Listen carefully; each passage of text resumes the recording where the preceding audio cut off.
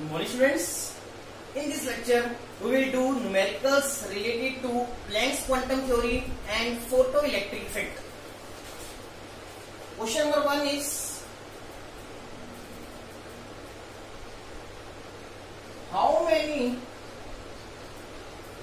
photons of light of wavelength is equal to 4000 picometer would provide 1 joule of energy. क्या कहता है बेटा, हमारे पास लाइट है जिसकी वेवलेंथ कितनी है? लाइट की वेवलेंथ आपको बता रखी है 4000 पिकोमीटर्स। कहता है कि लाइट में कितने फोटॉन्स होने चाहिए कि लाइट की एनर्जी कितनी हो जाए? 1 जूल्स। तो हम क्या करेंगे, पहले बेटा एक फोटोन की एनर्जी निकालेंगे। Energy of 1 photon is given by E is equal to H, mu is equal to H C by lambda. आपने एडिशन पढ़ रखा है। H कितना होता है? 6.626 इंटू 10⁻34 जूल सेकेंड, और velocity of photon is taken equal to velocity of light 3 into 10⁸ metre per second. ठीक है, और लैम्डा आपको दे रखा है 4000 picometres. Picometre is 10⁻12 metres. Clear है बेटा? आपने इस क्वेश्चन को सोल्व करना है। You will get energy of 1 photon in units of joules. Clear है? अब एक फोटोन की एनर्जी इतनी होती है, आपको बताना है कि 1 जूल के अंदर कितने फोटोन्स आएंगे। तो हम मानते हैं सपोज जब इसको आप सोल्व कर लोगे आपका आंसर आता है x।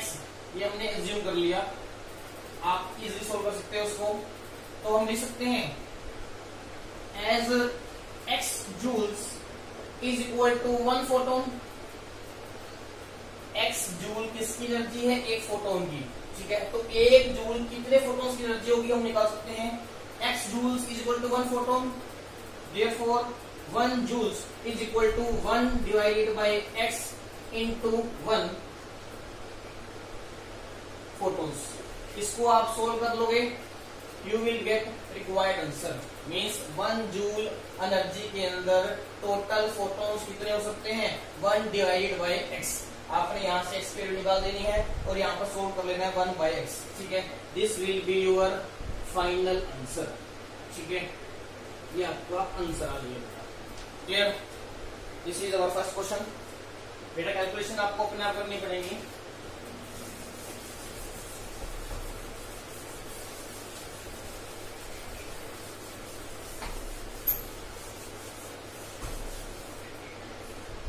सेकेंड क्वेश्चन है बेटा,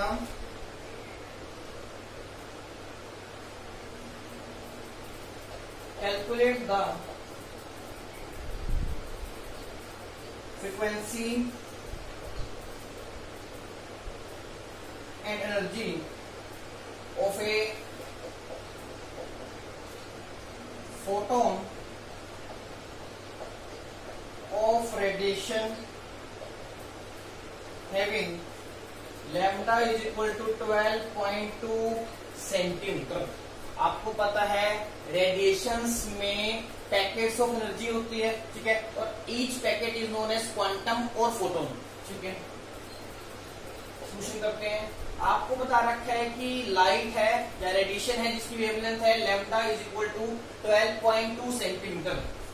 वेवलेंथ कितनी है? 12.2 सेंटीमीटर। इसको आप मीटर में ले सकते हो। 12.2 इंटू 10⁻² मीटर्स ले सकते हो। आपको फ्रिक्वेंसी निकालनी है और एनर्जी निकालनी है। एनर्जी ऑफ फोटोन का फॉर्मूला क्या होता है? E is equal to H new.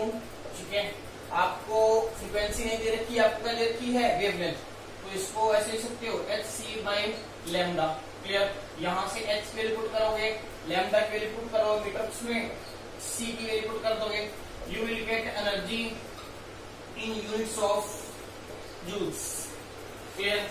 अब आपको निकालनी है बेटा फ्रीक्वेंसी, फ्रीक्वेंसी भी निकालनी है, फॉर्मूला अप्लाई कर दो, as E is equal to H nu, therefore nu is equal to E by H. Clear. ये आप सोल्व कर लोगे, ये आपका आंसर आ जाएगा। यूनिट्स आएंगे फ्रीक्वेंसी के सेकंड पर second, sorry second inverse. Clear. Frequency के यूनिट्स क्या होंगे बेटा, सेकंड इनवर्स। क्लियर। बहुत सिंपल क्वेश्चन है। एच की वैल्यू पुट करनी है, एच क्या होता है, प्लैंक्स कांस्टेंट, फॉर्मूला होता है 6.626 इंटू 10 की power minus 34 joule second. This is Planck's constant. C क्या होता है, वेलोसिटी ऑफ लाइट, 3 इंटू 10 की power 8 metre per second. Lambda की वैल्यू पुट कर देनी है इन मीटर्स, यहां से एनर्जी आएगी। Clear. As E is equal to H nu, nu आप फाइंड आउट कर लोगे। न्यू की यूनिट्स होती है बेटा सेकेंड इनवर्स, जिसको आप हर्ट्ज भी कहते हो।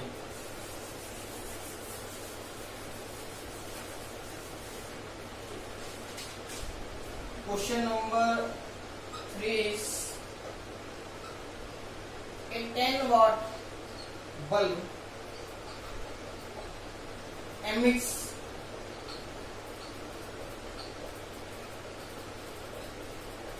monochromatic light of wavelength is equal to 400 nanometer.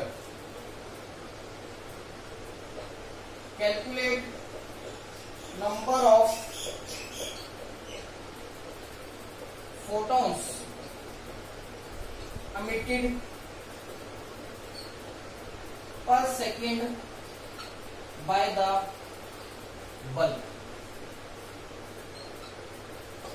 पहले तो बेटा आपको पता होना चाहिए what do you mean by monochromatic.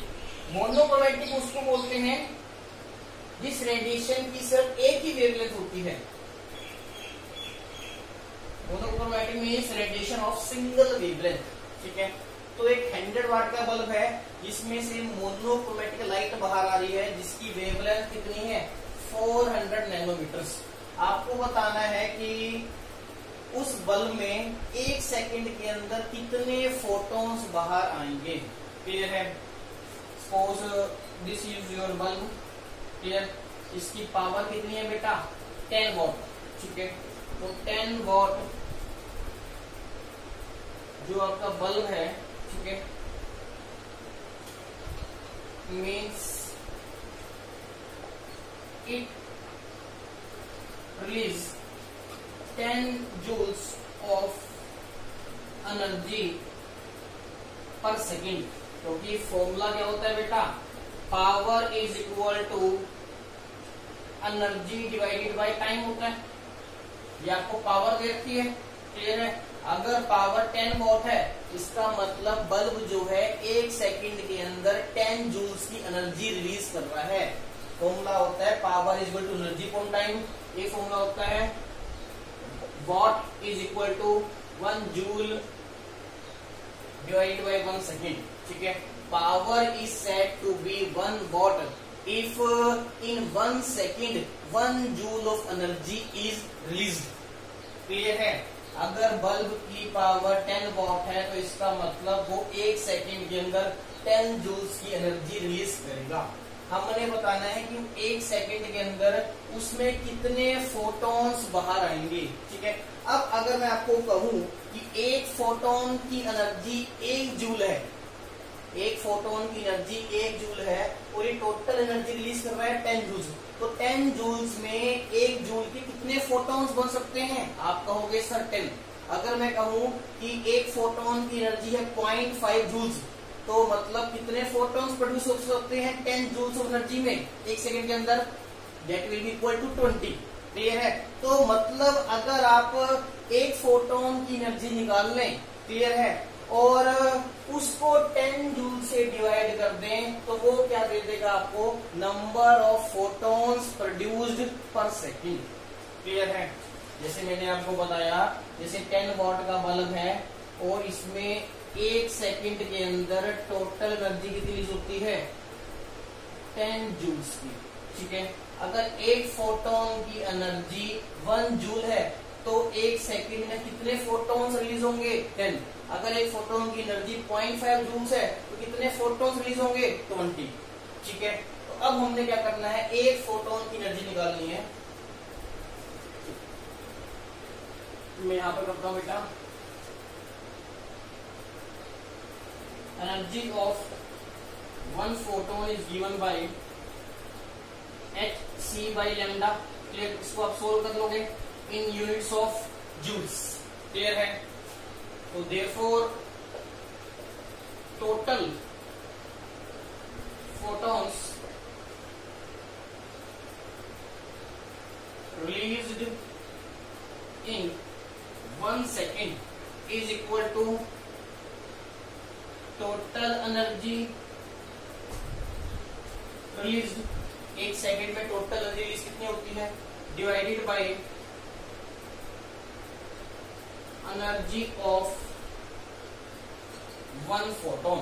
ठीक है, तो आपने क्या करना है बेटा, एक फोटोन की एनर्जी सपोज आपकी x आ रही थी, सोल्व करके।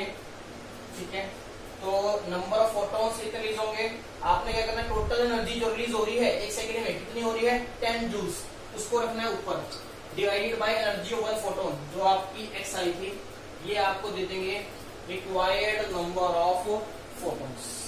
क्लियर है? तो नंबर ऑफ फोटोन्स एमिटेड पर सेकेंड का फॉर्मूला क्या है, total energy release divided by energy of 1 photon. Clear?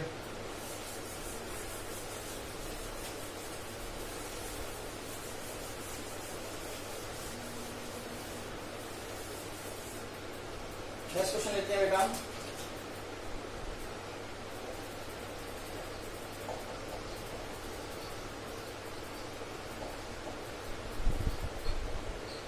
the threshold frequency nu naught for a metal is 7 into 10 to the power 14 second inverse. Calculate the kinetic energy of an electron emitted when radiation of frequency nu is equal to 1 into 10 to the power 15 second inverse hits this metal। आपको बेटा threshold frequency दे रखी है metal की। Threshold frequency क्या होती है, minimum frequency required to eject the electron from the metal surface. आपको क्या निकालनी है, इलेक्ट्रॉन की काइनेटिक एनर्जी। ठीक है, साथ ही में आपको दे रखी है frequency of incident radiation. Clear? तो दैट फॉर्मूला आपको पता है, kinetic energy of ejected electron is equal to energy of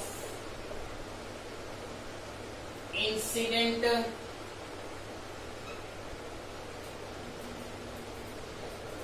radiation, या कह सकते हो energy of 1 photon minus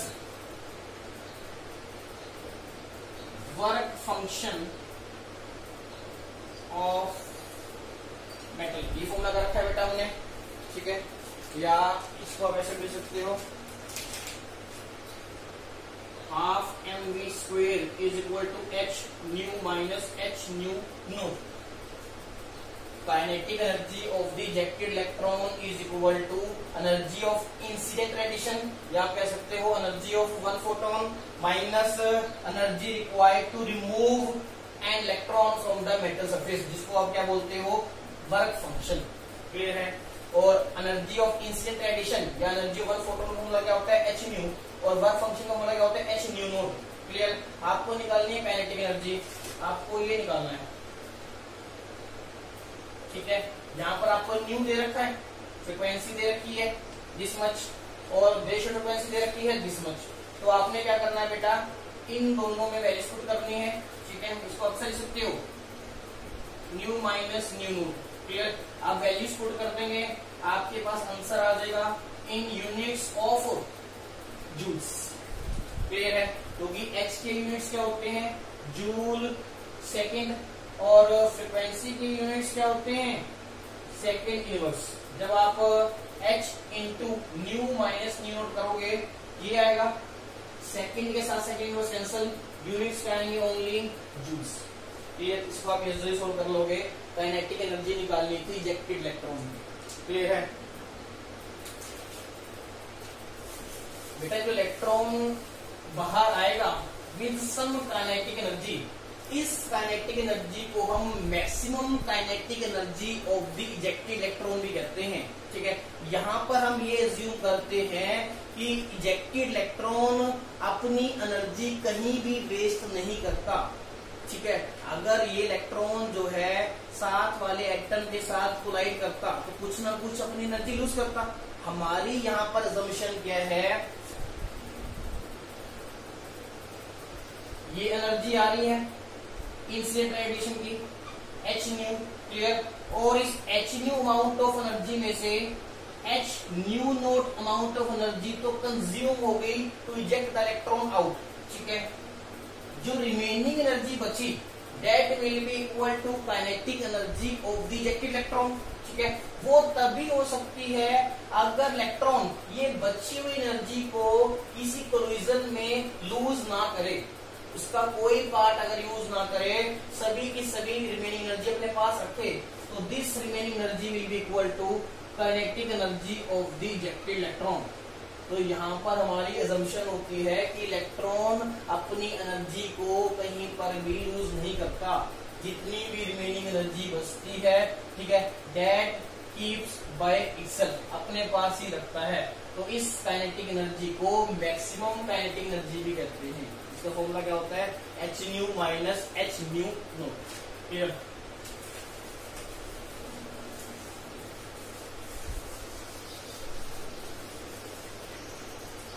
next numerical करते हैं बेटा।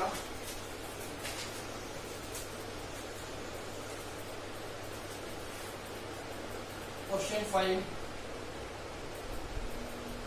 Calculate the wavelength of A photon in angstrom having energy of 1 electron volt। Solution करते हैं बेटा इसका। आपको बता रखा है कि फोटोन की एनर्जी इलेक्ट्रॉन वोल्ट्स में कितनी है, 1, ठीक है।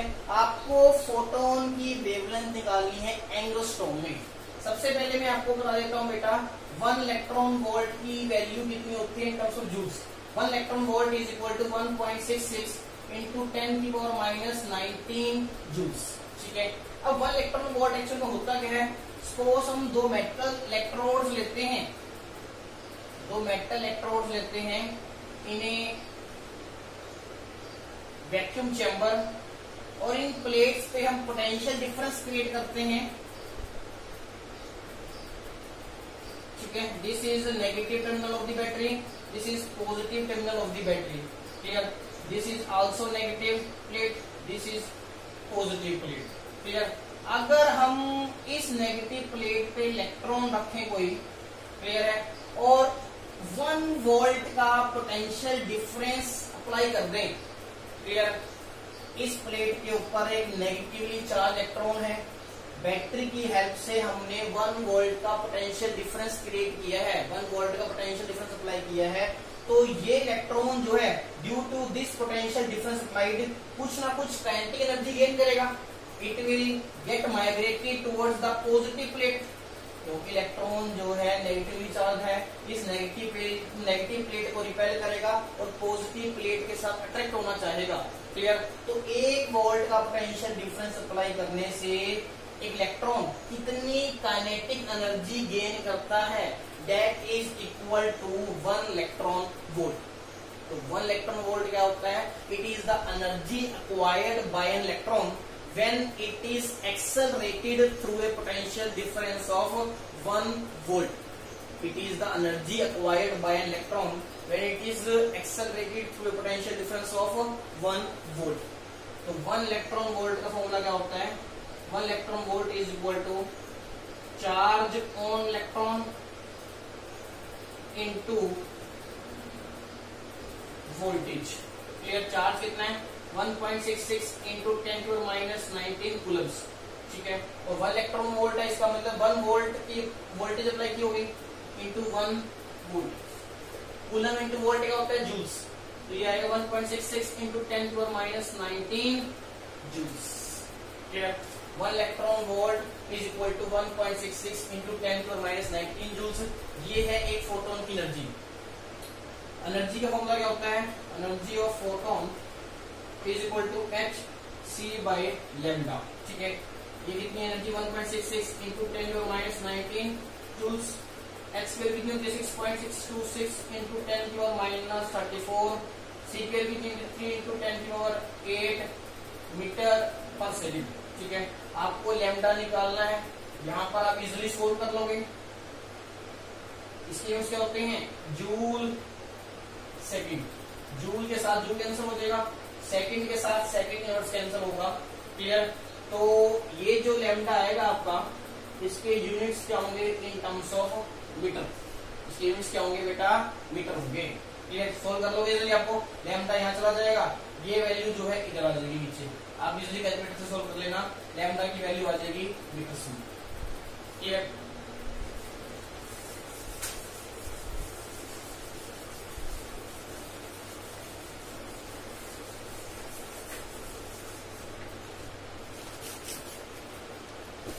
नेक्स्ट क्वेश्चन करते हैं बेटा.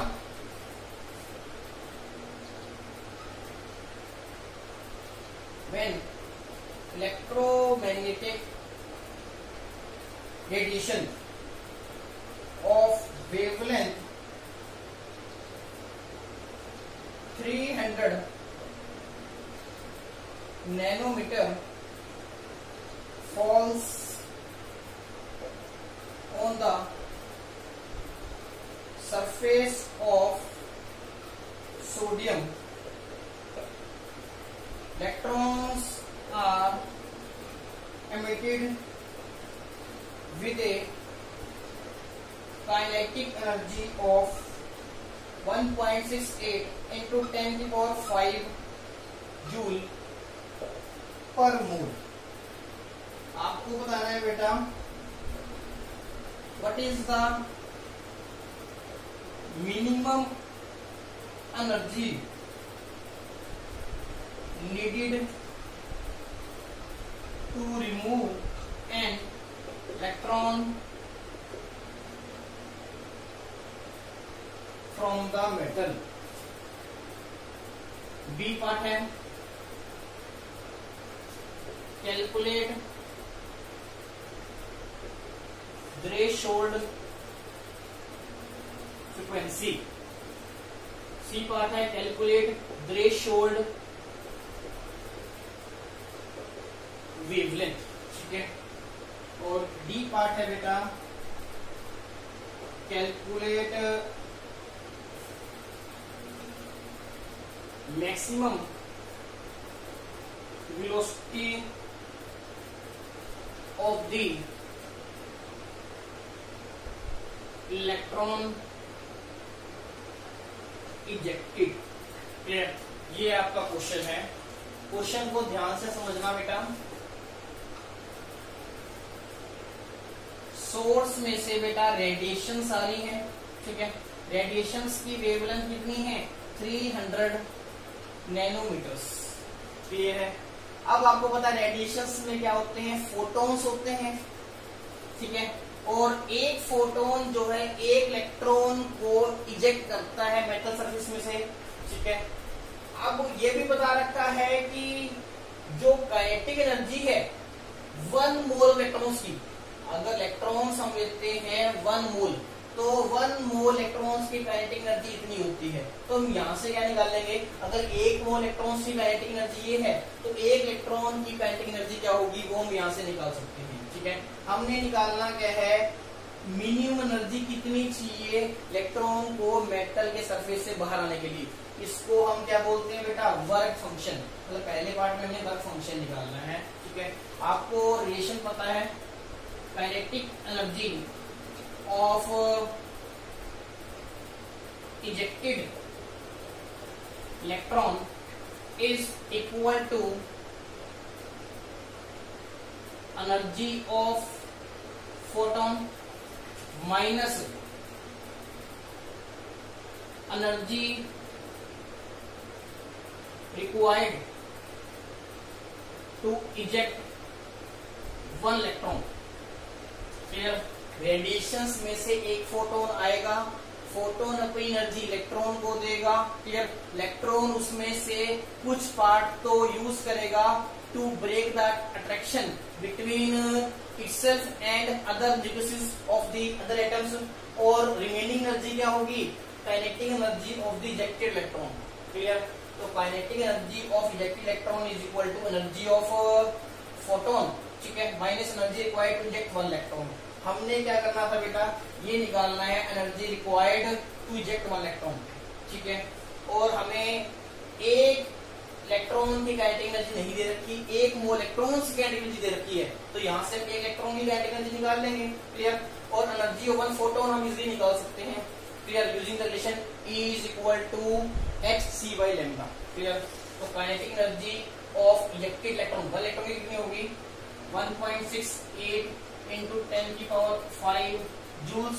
इसको हम एवोगैड्रो नंबर से डिवाइड कर दो, क्योंकि 1 मोल एवोगैड्रो नंबर इक्वल होता है। अगर एवोगैड्रो नंबर ऑफ इलेक्ट्रॉन्स की काइनेटिक एनर्जी इतनी है तो 1 इलेक्ट्रॉन की कितनी होगी, फिर this total kinetic energy divided by Avogadro number 6.022 into 10 की पावर 23। ये तो क्या आ जाएगी काइनेटिक एनर्जी ऑफ 1 इलेक्ट्रॉन। ठीक है, और एनर्जी ऑफ फोटोन का फॉर्मूला क्या होता है बेटा, hc by lambda. Clear, this is required energy, इसको हम स्पोर्स x क्या करते हैं, जो हमें निकालना है। क्लियर, यहाँ से आप इजीली सोल्व कर लोगे। इसके यूनिट्स में कितने आएंगे बेटा, क्या यूनिट्स आएंगे इसके, जूल्स में, और ये भी क्या है जूल्स में। तो यहाँ पर आप x की वैल्यू निकाल लोगे सोल्व करके, कर लोगे ना बेटा calculation. Kinetic energy of ejected electron कितनी होगी, total kinetic energy divided by Avogadro number. Clear, energy of photon का क्या होता है, E is equal to hc by lambda. Lambda आपको दे रखा है नैनोमीटर में, इसको आप मीटर्स में कन्वर्ट कर लेना, इज इक्वल टू 300 इंटू 10 की पावर माइनस 9 मीटर्स आएगा। क्लियर, लैम्डा आपको मीटर से पुट करना है, इसके यूनिट्स भी आ जाएंगे बेटा जूल्स। ठीक है, यहाँ से x की वैल्यू निकाल लोगे, ये आपको दे देगा minimum energy required to eject the electron. ये पार्ट हमने कर लिया है। अब हम करते हैं सेकंड पार्ट, थ्रेशोल्ड फ्रीक्वेंसी निकालनी है।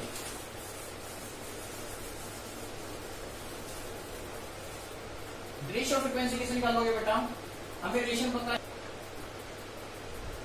Minimum energy required to eject the electron, जिसको हम वर्क फंक्शन भी कहते हैं, वो किसके इक्वल होती है, h न्यू नोट के। क्लियर, यहां से आपने energy required to eject the electron की वैल्यू किसमें पुट करनी है, वो कितनी थी, x।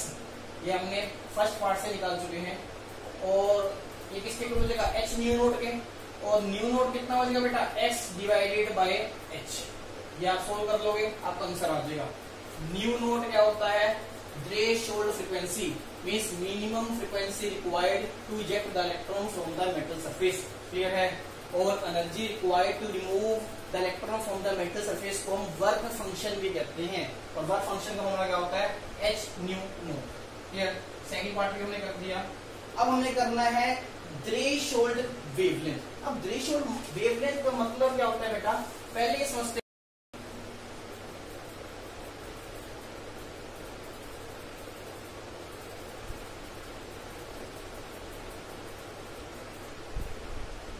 It is the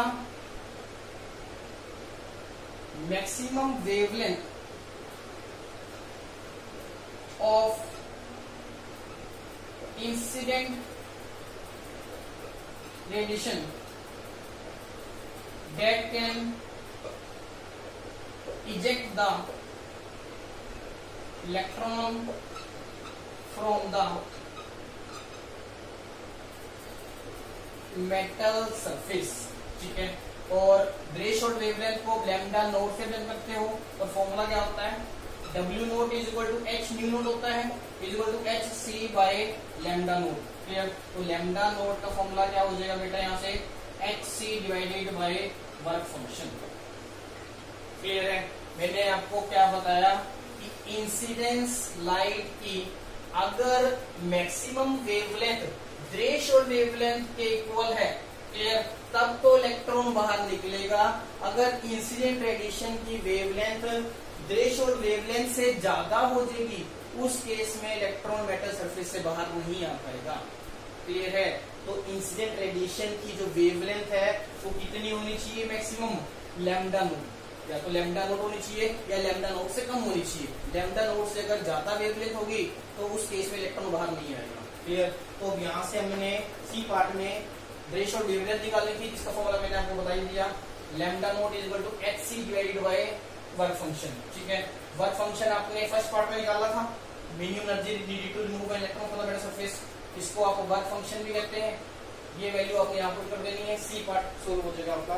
D part की बात करते हैं, मैक्सिमम वेलोसिटी निकालनी है इलेक्ट्रॉन इजेक्टेड की, ठीक है। जो इलेक्ट्रॉन मेटल सरफेस से बाहर आएगा उसकी मैक्सिमम वेलोसिटी कितनी हो सकती है, आपको फॉर्मूला पता है, kinetic energy of ejected electron is equal to half mv² होता है, क्लियर।